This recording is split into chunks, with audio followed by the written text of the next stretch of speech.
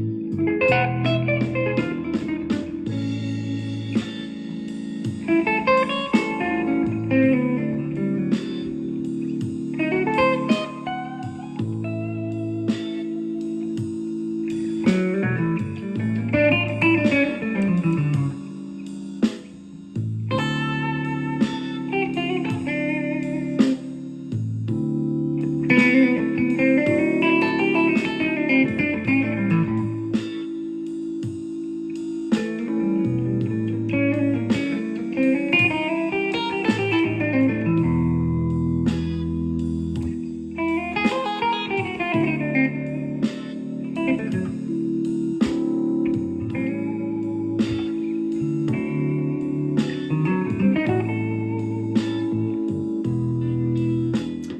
hope you could tell I was really enjoying that. I'm not giving it back, John, you're not getting it. As a guitar, you know, maybe you get a guitar from somebody and you have to fight the fact that it's their strings, it's their, you know, their intonations maybe not quite right, there's something that ticks you. No, this is a dream. The action is perfect for how I would have it.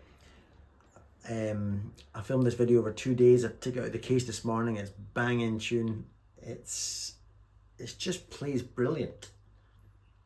If I had this as my guitar right now, I would, the first thing, I'd probably put 11s on it. I think it's got 10s. I like 11s on Gibsons, but there's really nothing I would change. It's bang on. There's nothing. Every time I play that G string, I'm slightly shut. Nothing like that. It's brilliant. I guess these two bits of wood have been glued together for so many years now. It knows what its job is. It's a cohesive, wonderful thing. There will be a guitar lesson, by the way, at the end, albeit a very short one, just to show you how I connect the 1 to the 4 to the 5 with all these little weird tension licks. Here's the guitar with just reverb, no drive, nothing, just through the Cornell. Listen to this neck pickup and how lovely and elegant it sounds. Watch. It's like a grand piano or something.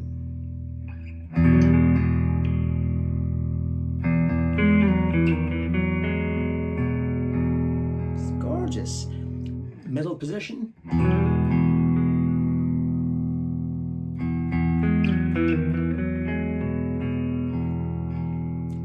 Remember, this is just my iPhone facing the Cornell. I don't have any of that shenanigans, intergalactic spaceships, DAW stuff, and the bridge. Sounds almost honky by comparison.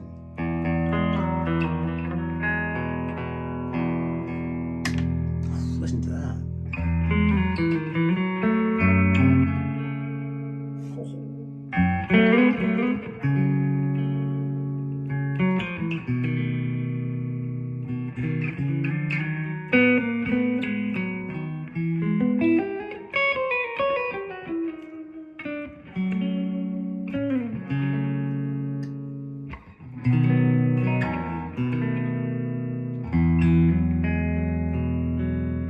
Just lovely.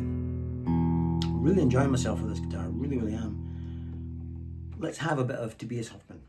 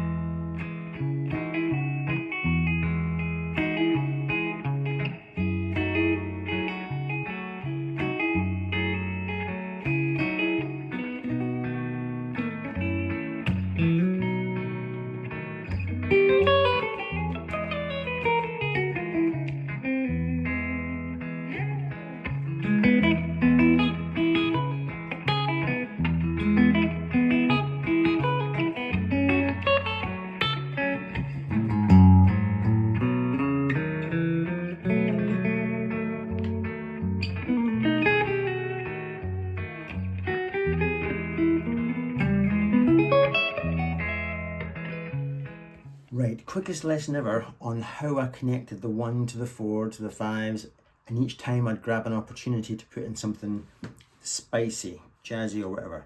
You may hate this, but this I'll just very quickly, 3 or 4 minutes, watch this. Here's the 1, play whatever lick. To connect the 1 to the 4, in other words, the A to the D, I played that chord there. Think of it as your A chord, but I'm raising this up a tone, up a semitone, sorry. So now it's like a raised 5, or maybe you could think of it as an augmented. But I've taken that down a tone, so it's like more like A7 raised 5. Whatever way you think of it, it's from the sort of whole tone idea, this idea of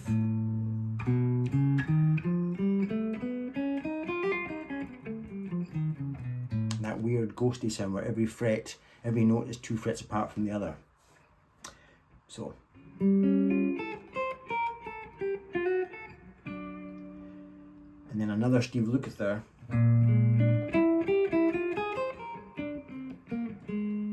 Well, that bit at the end is me, influenced by you know who, Tobias and people like that. So all we're doing is we're going from the 4 back to the 1. So we've arrived at the 4, but now we're going back to the 1 with this tension lick. And it's just based around the classic B flat 13 trick.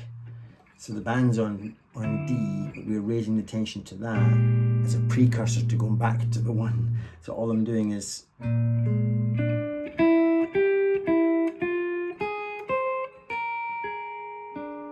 that's just a B flat 7. And then to satisfy my lust for dissonance, we've got that. And then a little bit of interest here, I go back to it while we're still on the 1. That's just strumming the chord. Finishing with a blues run. Then I'm going to create tension to go from the 1 back to the 4. Just by stabbing that chord. We know that the 4 chord, I'm going to be doing a D9, but I'm going a fret lower than that, shaping it like that, but then sticking this pinky on top, and then getting to the D9.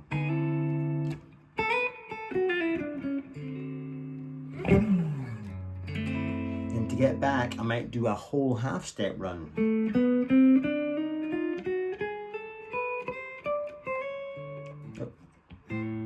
Once again, so I'm on the 4.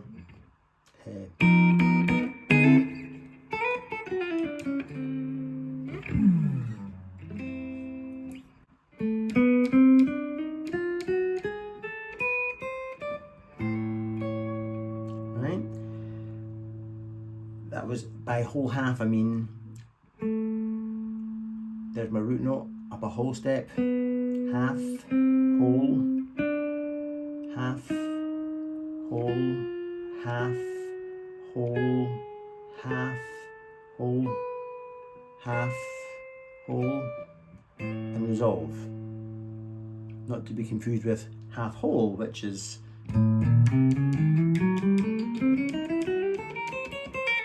whoa, got that tiny bit wrong at the end. Anyway, you get the bit. So we've resolved to the one with that whole half step scale. The 5, nothing too crazy. 5 back to the 4, the stabbed chord again. Now I'm back on the 4 to play whatever, but then I might do a G13 to bring us back.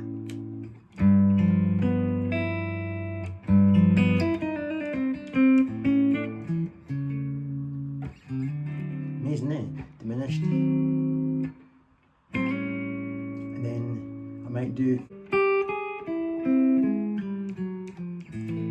so we're on the 5, and to bring us back, so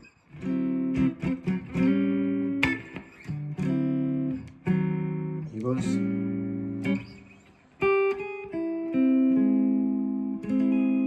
So we're on the 5.